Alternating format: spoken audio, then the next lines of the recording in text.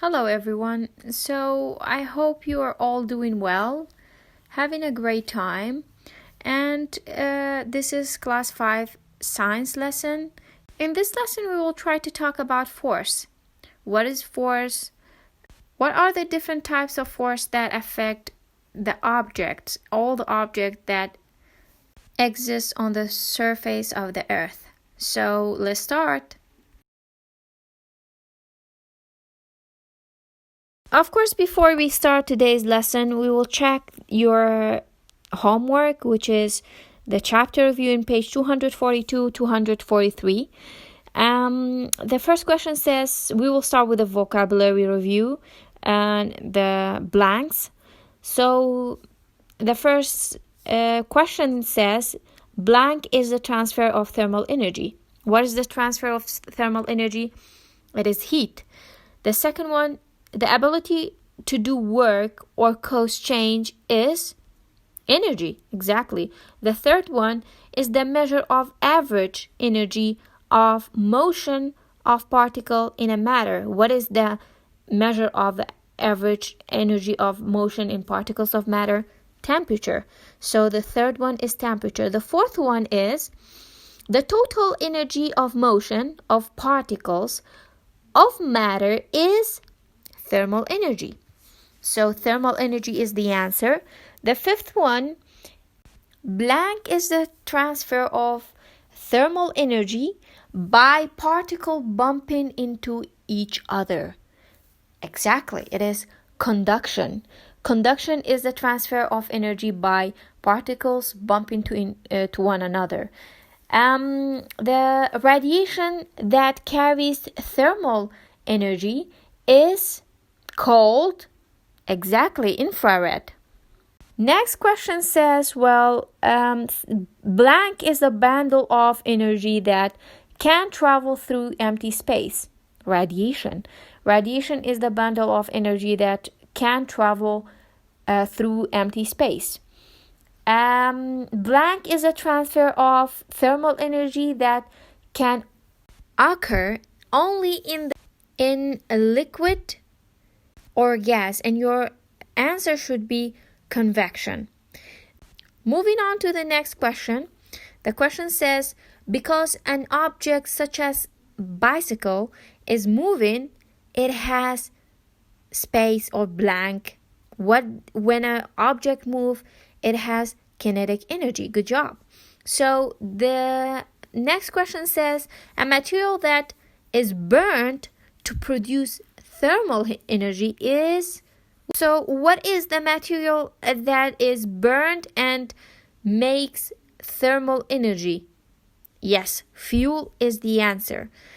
The last question says, energy given off by the sun is called... Exactly, solar energy. As you can see the answer in front of you. Let's answer the multiple choice or check understanding.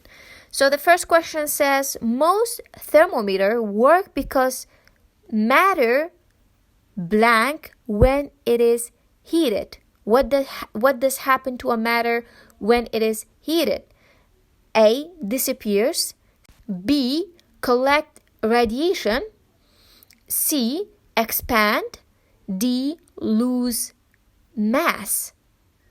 Okay, the answer is C, it expands. Second one, a thermometer measure the blank energy of motion of the particles of a matter. Total, change, transfer, the average.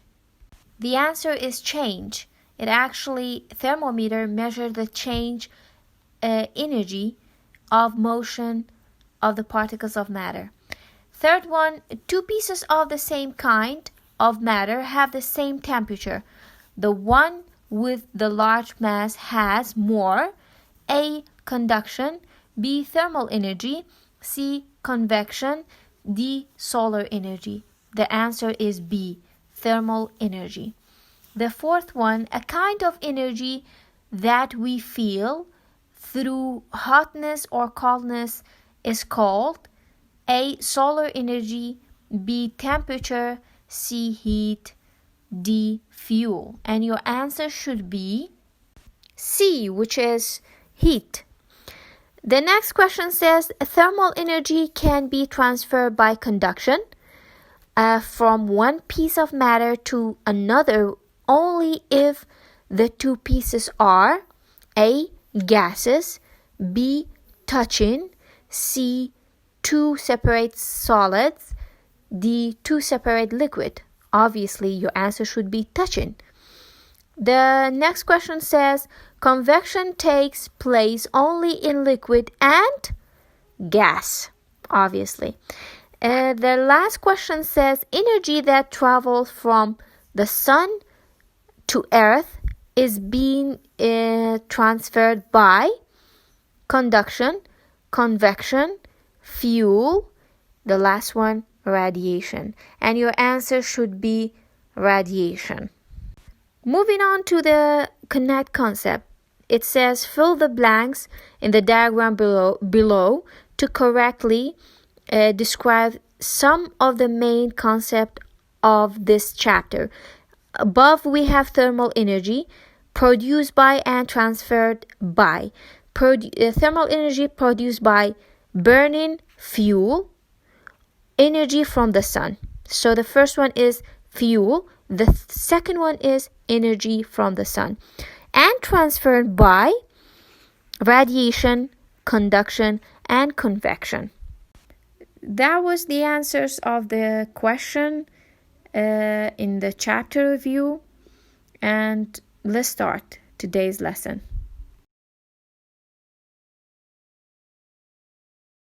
Today's lesson is all about force. What is a force? That's the question that we will try to answer in this lesson.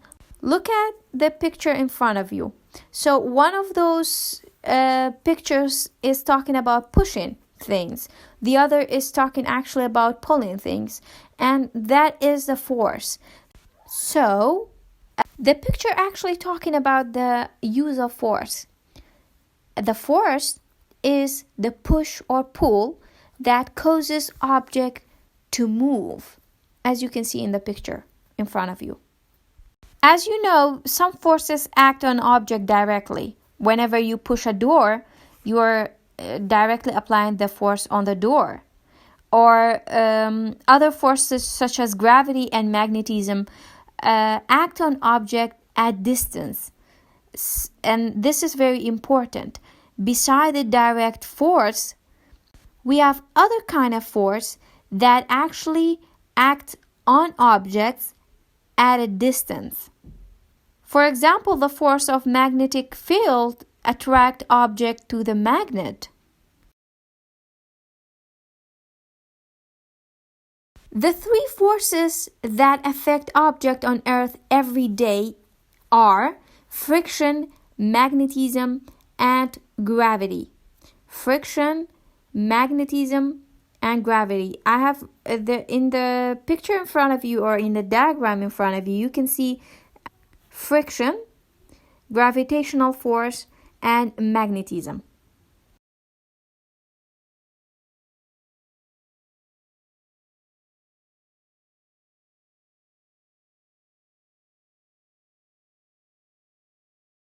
So what is friction?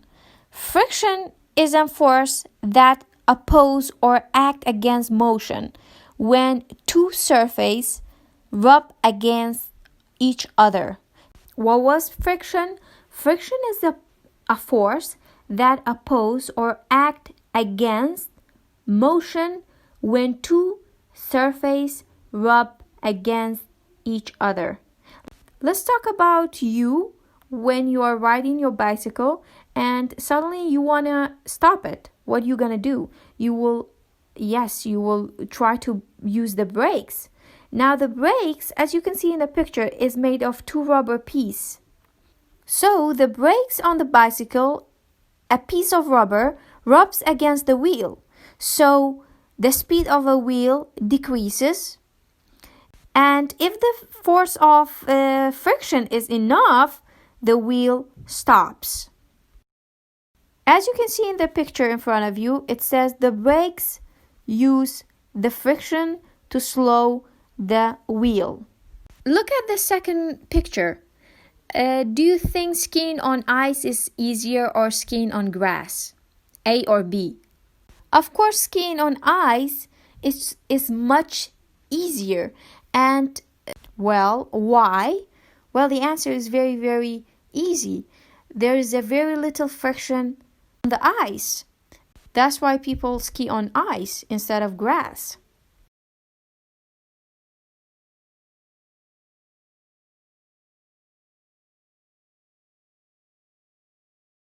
Another force that affects us every day is magnetic force or magnetism. Magnetism is a force that attracts between magnet and magnetic objects.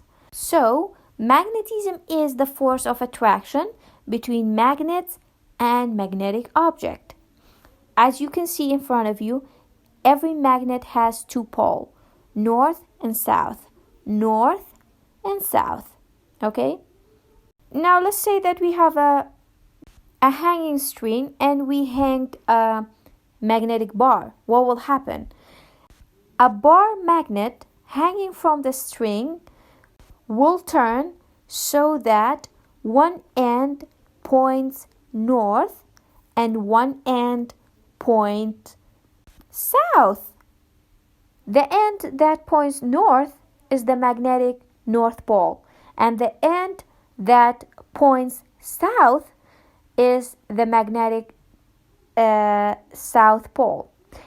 And also, every magnet has a magnetic field around it. You can think of magnetic field as a line of force that runs from the north pole to the south pole of the magnet, as you can see in front of you. That picture illustrates everything. That the tiny iron that is around the magnet actually tells you what is a magnetic field.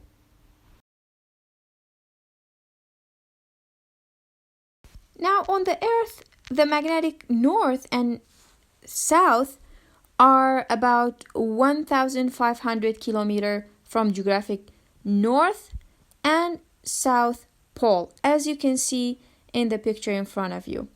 So Earth magnetic field causes the needle of the compass to point north and south. Now, if you have a magnet at home, you can try this. If you brought two poles, two similar poles, for example, north and north or south and south, together, they will repel each other. And when you bring two unlike poles together, they will attract each other. What happens if we try to cut a big magnet? And for example, just like in the picture in front of you, there's a piece of magnet and we cut it in half. So what did happen? It will become two magnets. This is because every piece of iron magnet produces its magnetic field. Each piece has its own north and south pole. So if you cut one piece of magnet, it will become two magnets. Each one of those two magnets has its own north and its own south. The third force that actually affect object on Earth is gravity or gravitational force or gravitation. So what is gravitation or gravitational force? Is the force that pulls all objects in a universe toward one another. This force that holds things on the surface of Earth, actually because of the force of gravity, you stay on the surface of Earth instead of flying. You can look at the picture in front of you and you will see the two balls near each other. And actually the balls sitting side by side on the table pull on each other with a gravitation. The force of gravity acting on them is smaller than the force of friction keeping them apart. So the ball do not move toward each other, or the balls do not move toward each other. Now, the strength of the gravitational force between objects depends on two factors. The first one is mass. The second one is distance. Because the strength of the gravitation between two objects depends on the mass of the object. Remember, mass of the object. The mass of a ball is small, so the force between them is small. What about the balls and the earth?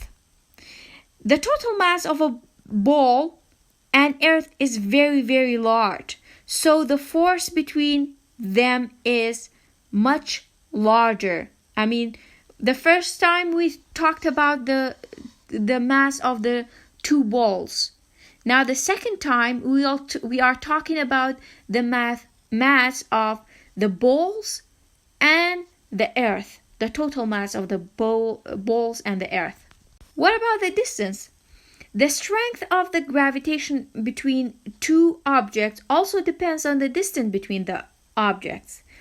When two objects are close to each other, they are pulled together by a greater force than if they were apart, far apart. So remember, if the distance between the objects is great, the less gravitational force act on them. What about Earth? Earth and Moon have a lot of mass.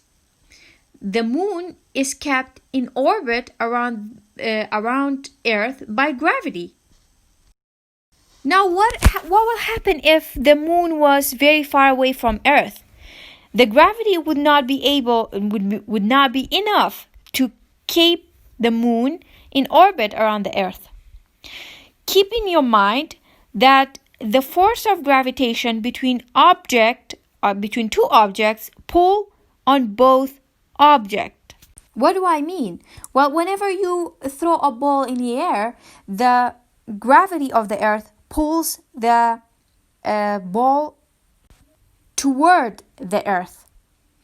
Gravity also pulls Earth toward the ball. However, you know that Earth is very, very big and it has a lot of mass. So, movement toward the ball is not enough to be measured. Remember, the gravitational force act or pull on both objects, but the smaller object usually does the most of the moving. Kawata gravity da seçişte bende. Well, هذه gravity یکم شد لسر ماسی objectەکان بەندە، دووەم شد لسر distanceی بینی objectەکان، یعنی دووری بینی objectەکان، هەتا objectەکان نزیکتر بن لە یەکتریەوە، ئەوە gravitational force زیاتر کاریانەکات سەر، وەتا هەتا دوورتریش بن لە یەکتریەوە کەمتر gravitational force کاریان ئەکاتە سەر. هەچ کاتێک تۆپێک هەڵبەیل بە لە هەوایە، تۆپەکە ئەگەڕێتەوە سەر ئەرز بۆ لەبەروی gravity ئەرز وای لە یەکا بگەڕێتەوە سەر ئەرز، و ئەبێ لە بیریشێ بێت کە gravitation لە بینی ئۆبجێکتەکانە لەسەر هەردوو ئۆبجێکتەکە کارەکە. بۆ نمونە با بڵێین تۆپەکە و زەوی، هەچ کاتێک تۆپەکە هەڵێی بۆ ئاسمان بۆ هەوا، gravity تۆپەکە ئەگەڕێنێتەوە بۆ سەر زەوی، بەڵام gravity ئێرتیش ئەجوڵێنە بەرەو تۆپەکە، بەڵام لەبەروی ئێرت ماسی زۆرە و زۆر گەورەیە، جوڵەکەی ئەوەنە نییە بۆ ئەوەی مێژەر بکرێت. So, gravitational force act on both objects.